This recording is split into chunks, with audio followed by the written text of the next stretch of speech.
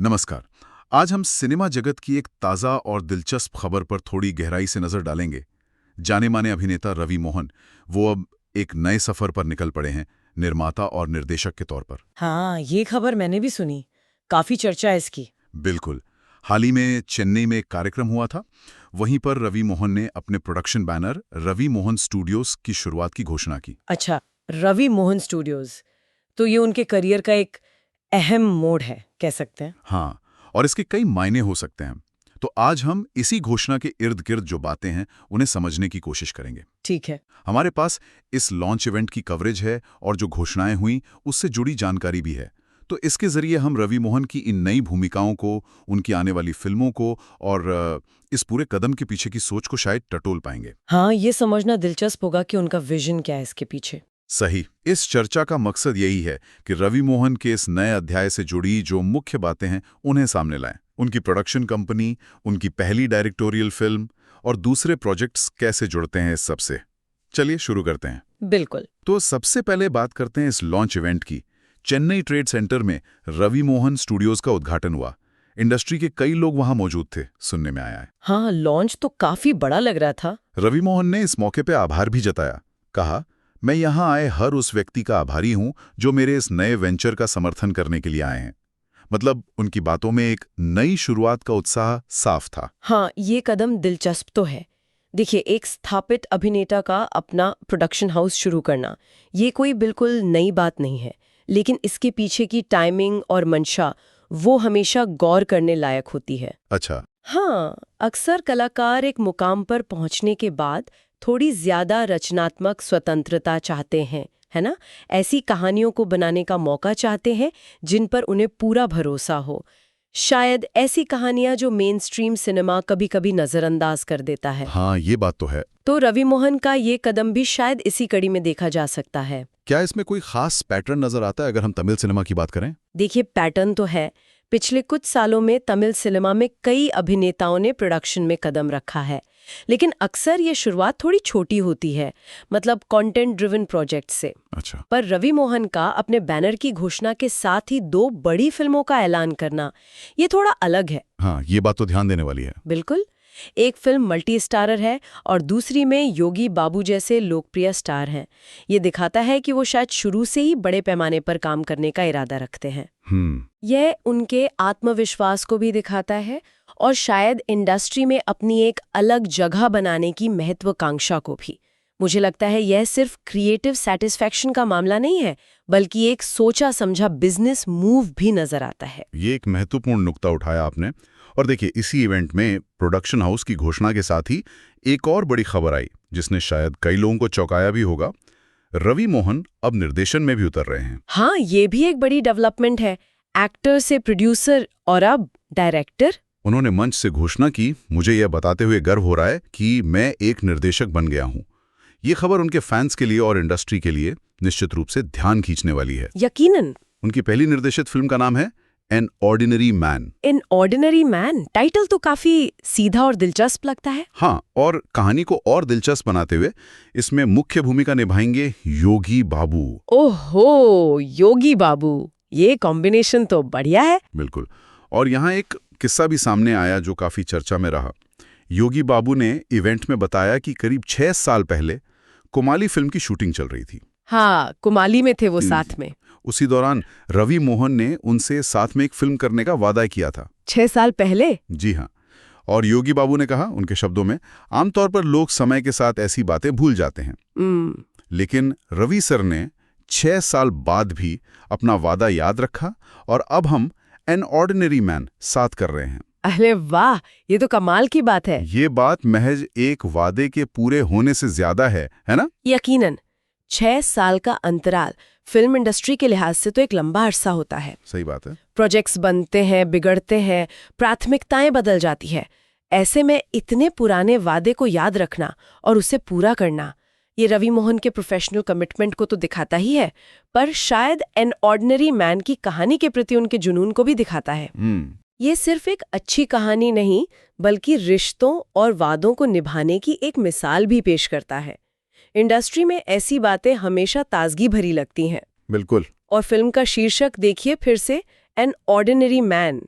योगी बाबू के साथ ये टाइटल एक उत्सुकता पैदा करता है। हाँ, क्योंकि योगी बाबू तो कॉमेडी के लिए ज्यादा जाने जाते हैं। हाँ, अपनी कॉमिक टाइमिंग के लिए मशहूर हैं, लेकिन उन्होंने मंडेला जैसी फिल्मों में साबित किया है कि वो संजीदा किरदार भी बखूबी निभा सकती हैं। हाँ, वो फिल्म तो काफी अच्छी थी। तो सवाल उठता है कि रवि मोहन के निर्देशन में हम योगी बाबू का कौन सा रूप देखेंगे? क्या ये एक आम आदमी के असाधारण सफर की कहानी होगी या फिर रोजमर्रा की जिंदगी में छिपी किसी गहरी बात को सामने लाएगी? ये तो फिल्म आने पर ही पता चलेगा। पर रवि मोहन का निर्देशन में पहला कदम, और वो भी योगी बाबू जैसे मंझे हुए कलाकार के साथ, उम्मीदें तो बढ़ाता ही है। बिल्कुल। और एक सवाल ये भी बना हुआ है कि क्या Ravi Mohan an ordinary man में सिर्फ निर्देशक और निर्माता रहेंगे या एक्टिंग भी करेंगे? हाँ, ये अभी साफ नहीं है ना? नहीं, इस पर अभी कोई स्पष्टता नहीं है। तो इस पहलू के खुलने का भी इंतजार रहेगा, क्योंकि ये फिल्म की डायनामिक्स को बदल सकता है। बिल्कुल। चलिए अब आते हैं रवि मोहन स्टूडियोज की पहली प्रोडक्शन पर। अच्छा। ध्यान दीजिएगा, ये वो फिल्म है जो उनके बैनर तले सबसे पहले बन रही है। हालांकि इसका निर्देशन रवि मोहन नहीं कर रहे। अच्छा, तो ये उनकी डायरेक्टोरियल डेब्यू नहीं है? नहीं, इस फिल्म का नाम है ब्रो कोड और इसके निर्देशक हैं कार्तिक योगी। कार्तिक योगी। और यहाँ मामला और भी दिलचस्प हो जाता है जब हम ब्रो कोड की कास्टिंग देखते हैं। अच्छा, कौन कौन है इसमें? ये एक मल्टी स्टारर प्रोजेक्ट है। इसमें खुद रवि मोहन अभिनय कर रहे हैं। ओके। और उनके साथ हैं एस.जे. सूर्या। अरे वाह, एस.जे. सूर्या और रवि मोहन एक साथ, ये तो कमाल की कास्टिंग है ना? और साथ में श्रद्धा श्रीनाथ, श्री गौरी प्रिया, मालविका मनोज और अर्जुन अशोकन भी हैं। बाप रे, ये लाइनअप तो बहुत ही ज्यादा मजबूत नजर आ रहा है। हाँ, कास्ट तो एकदम धमाकेदार है। बहुत ज्यादा मजबूत। एस.जे. सूर्या और रवि मोहन दोनों ही अपनी दमदार स्क्रीन प्रेजेंस के लिए जाने जाते हैं। उन्हें एक साथ देखना ही दर्शकों के लिए एक बड़ा आकर्षण होगा।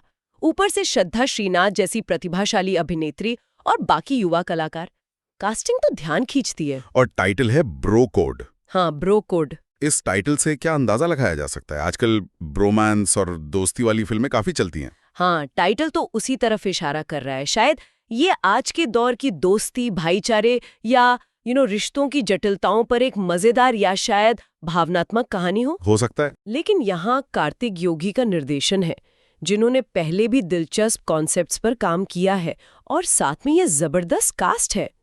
तो उम्मीद की जा सकती है कि ये महज एक टिपिकल ब्रोमांस फिल्म न होकर कुछ अलग पेश करे। हाँ, शायद कुछ नया एंगल हो। बिल्कुल, शायद रिश्तों पर एक नई परत खोले या किसी सामाजिक मुद्दे को हल्के फुल्के अंदाज में छूने की कोशिश करे, कौन जाने। अब अगर हम रवि मोहन की रणनीति पर गौर करें, हाँ, ये फैसला कि उनकी पहली प्रोडक्शन ब्रो कोड होगी, जिसे कार्तिक योगी डायरेक्ट कर रहे हैं, और उनकी खुद की directorial debut N ordinary man बाद में आएगी, ये क्या संकेत देता है? हाँ, ये सोचने वाली बात है। आमतौर पर तो शायद लोग अपनी पहली निर्देशित फिल्म को ही पहली प्रोडक्शन बनाना चाहेंगे। शायद। जरूरी नहीं। देखिए, हो सकता है ये एक कैलकुलेटेड मूव हो, एक सोचा समझा कदम। अच्छा, कैसे? ब्रो कोड जैसी मल्टी स्टारा कमर्शियली आकर्षक फिल्म को पहले प्रोड्यूस करके वो अपने बैनर रवि मोहन स्टूडियोज को इंडस्ट्री में, क्या कहते हैं, एक सॉलिड फुटिंग देना चाहते हैं। मतलब एक मजबूत शुरुआत। बिल्कुल। इससे प्रोडक्शन की प्रक्रिया, डिस्ट्रीब्यूशन, मार्केटिंग, इन सब की बारीकियों को समझने का अनुभव मिलेगा उन्हें। हाँ, ये बात तो सही है, प्रैक्टिकल एक्सपीरियंस। और जब उनका बैनर एक सफल प्रोजेक्ट के साथ स्थापित हो जाएगा, तब वो अपनी निर्देशित फिल्म एन ऑर्डिनरी मैन को ज्यादा आत्मविश्वास और शायद बेहतर संसाधनों के साथ पेश कर पाएंगे। हाँ, ये लॉजिकल लगता है। तो ये दिखाता है कि वो सिर्फ एक क्रिएटिव व्यक्ति नहीं, बल्कि एक रणनीतिकार भी हैं, जो अपने वेंचर की लॉन्ग टर्म सफलता के बारे में सोच रहे हैं। ये वाकई एक सोचा समझा कदम लगता है। तो मतलब साफ है कि रवि मोहन अब कई टोपियां पहनने वाले हैं, अभिनेता, निर्माता, निर्देशक। बिल्कुल, मल्टीटास्किंग। लेकिन इसका ये मतलब नहीं कि उन्होंने अभिनय से दूरी बना ली है। उनके एक्टिंग प्रोजेक्ट्स भी पूरी रफ्तार से चल रहे हैं। हाँ, वो तो जाहिर है, वो तो उनका मुख्य काम रहा है जी। उनकी फिल्म जीनी रिलीज के लिए लगभग तैयार है, जिसका दर्शकों को इंतजार भी है। हाँ, जीनी की भी काफी चर्चा है। इसके अलावा वो कुछ बेहद प्रतिष्ठित प्रोजेक्ट्स का हिस्सा हैं। एक है पराशक्ति। पराशक्ति। हाँ, जिसे सुराराई पोट्रू फेम सुधा कोंगारा निर्देशित कर रही हैं। ओहो, सुधा कोंगारा, उनके साथ काम करना तो बड़ी बात है। बिल्कुल। और इस फिल्म में उनके साथ शिव कार्तिकेयन भी हैं। शिव कार्तिकेयन भी, ये कॉम्बिनेशन तो कमाल का है। सुधा कुंगारा, रवि मोहन, शिव कार्तिकेयन। हाँ, ये कॉम्बिनेशन ही उत्सुकता जगाने के लिए काफी है। दूसरी अहम फिल्म है कराटे बाबू, जिसके निर्देशक हैं गणेश के बाबू। कराटे बाबू। इस फिल्म से जुड़ी एक और जानकारी ये है कि इसमें अभिनेता शक्ति वासुदेवन एक महत्वपूर्ण भूमिका में है। वो बॉक्सर सेलराज का किरदार निभाएंगे। अच्छा, शक्ति वासुदेवन भी। तो अभिनय के मोर्चे पर भी रवि मोहन काफी सक्रिय हैं और बड़े नामों और दिलचस्प किरदारों के साथ जुड़े हुए हैं। बिल्कुल। और सुधा कोंगारा जैसे निर्देशक के साथ पराशक्ति में काम करना, ये दिखाता है कि वो बतौर अभिनेता भी अपनी सीमाओं को चुनौती देना चाहते हैं और सार्थक सिनेमा का हिस्सा बने रहना चाहते हैं। ये उनके करियर ग्राफ के लिए बहुत महत्वपूर्ण हो सकता है। हाँ, ये तो है। लेकिन यहाँ एक बड़ा सवाल खड़ा होता है मेरे मन में। क्या? अभिनय, निर्माण, निर्देशन, ये तीनों ही बहुत ज्यादा डिमांडिंग भूमिकाएं हैं। हाँ, इसमें तो कोई शक नहीं। हर भूमिका अपना पूरा समय मांगती है, फोकस मांगती है, रचनात्मक ऊर्जा मांगती है। क्या एक व्यक्ति इन तीनों को एक साथ सफलतापूर्वक निभा सकता है? ये संतुलन साधना तो मुश्किल होगा। बिल्कुल, ये एक बहुत बड़ी चुनौती होगी। आप किस तरह की चुनौतियों की बात कर रही हैं? मतलब थोड़ा और विस्तार से बताएंगे? देखिए, सबसे पहली चुनौती तो है समय प्रबंधन की, टाइम मैनेजमेंट। हाँ, वो तो है।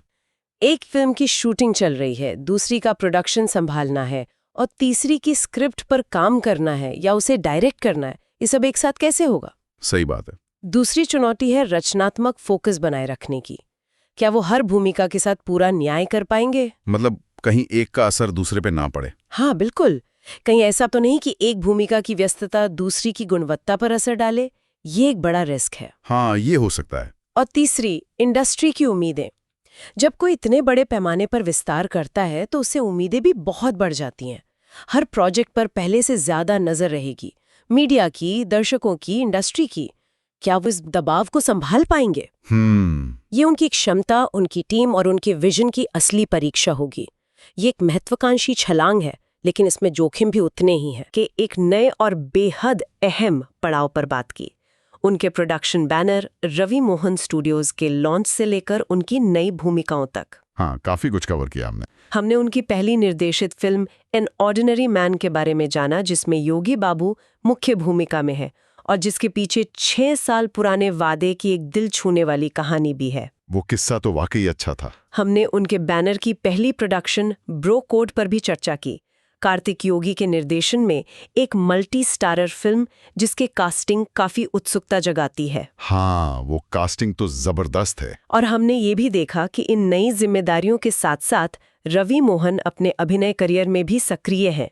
जीनी, सुधा कोंगारा की पराशक्ति और गणेश के बाबू की कराटे बाबू जैसे महत्वपूर्ण प्रोजेक्ट से जुड़े हुए हैं। बिल्कुल साफ है कि रवि मोहन अपने करियर के एक बहुआयामी और शायद सबसे चुनौतीपूर्ण दौर में कदम रख रहे हैं। निश्चित रूप से ये महज एक अभिनेता का निर्माता निर्देशक बनना भर नहीं है।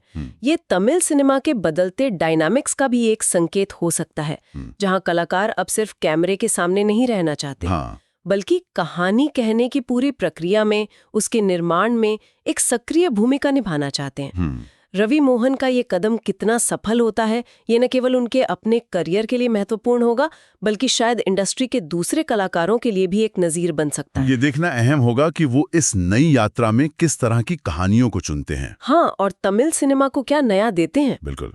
और जाते जाते श्रोताओं के लिए एक सवाल छूट जाते हैं। जब स्थापित अभिनेता, निर्माता और निर्देशक बनते हैं, तो क्या इससे कहानियों के चयन में, उनके ट्रीटमेंट में कोई खास बदलाव आता है? हाँ, ये सोचने वाली बात है। क्या हमें ज्यादा प्रयोगधर्मी या ज्यादा व्यक्तिगत किस्से देखने को मिलते हैं? और खासतौर पर एन ऑर्डिनरी मैन, एक आम आदमी की कहानी, रवि मोहन के निर्देशन और योगी बाबू के अभिनय में हमें उस आम आदमी के किस अनदेखे पहलू से रूबरू करा सकती है? सोचिएगा जरूर।